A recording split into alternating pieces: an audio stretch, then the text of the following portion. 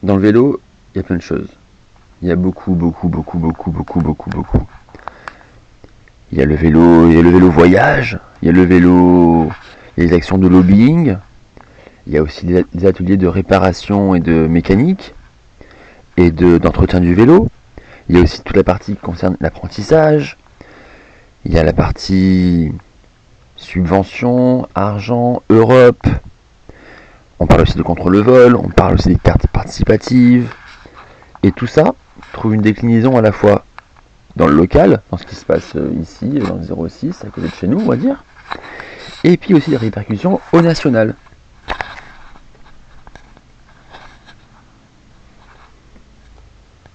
L'idée de faire cette conférence, elle est intervenue puisque sur Nice, sur le 06, dans les environs, il existe beaucoup d'initiatives autour du vélo.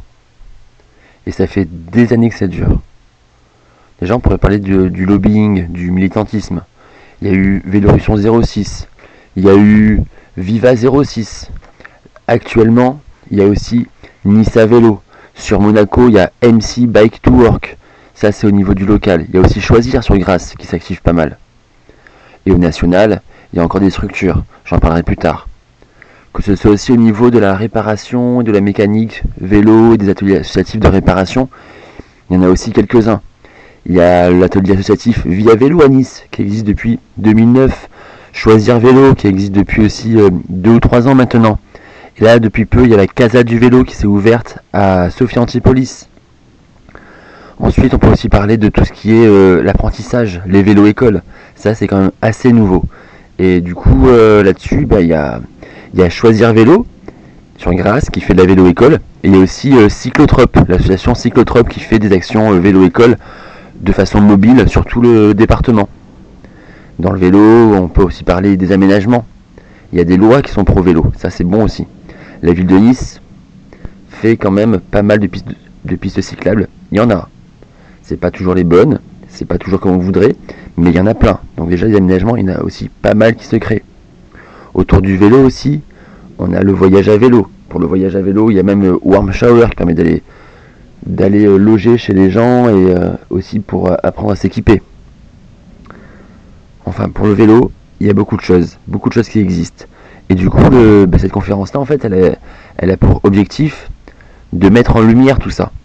Parce que ça existe et il peut y avoir une mise en lien entre toutes ces actions. Et puis on peut en créer d'autres encore. Trop ne sera jamais trop. Pour le vélo, pour la mobilité, pour l'écologie, pour une ville plus fluide, trop d'actions vélo ne sera jamais trop. Donc il faut en faire encore. On peut aussi lutter contre le vol. Il y a aussi l'existence des bus cyclistes. Et puis toutes les cartes participatives qui permettent de mettre en lumière les aménagements cyclables défectueux, là où il faudrait faire des travaux, là où il y a des soucis, les meilleurs passages pour se déplacer facilement. Enfin, il en existe plein. Un atelier de réparation, c'est un lieu où on peut apprendre à réparer son vélo. C'est aussi un lieu où on fait du recyclage de vélos. C'est-à-dire qu'on récupère des vieux vélos, on les démonte pour faire plein de pièces détachées et les mettre à disposition des adhérents à prix très modique. Ou alors, on va réparer des vélos et les remettre en circulation plus facilement. Des vélos-écoles, il en existe plus d'une centaine en France. Dans le département, il y a Cyclotrope et Choisir Vélo qui portent ces activités-là. Sur le national, c'est la FUB, c'est la Fédération des usagers de la bicyclette, qui nous rassemble tous. On doit bien être plus d'une centaine de vélo-écoles sur toute la France.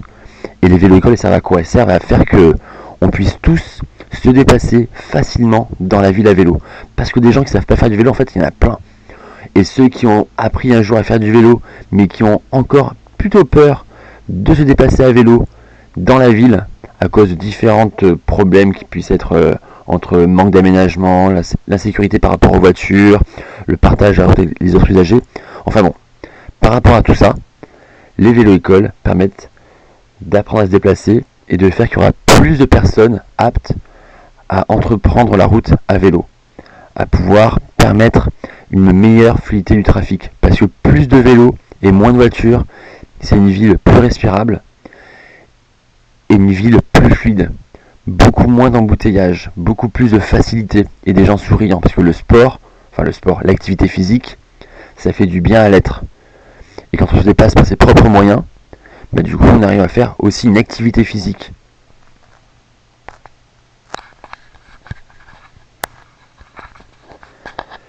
Et la partie économie autour du vélo, parce que ça existe ça aussi. Il y a des financements qui existent au niveau de l'Europe, il y a des financements qui existent.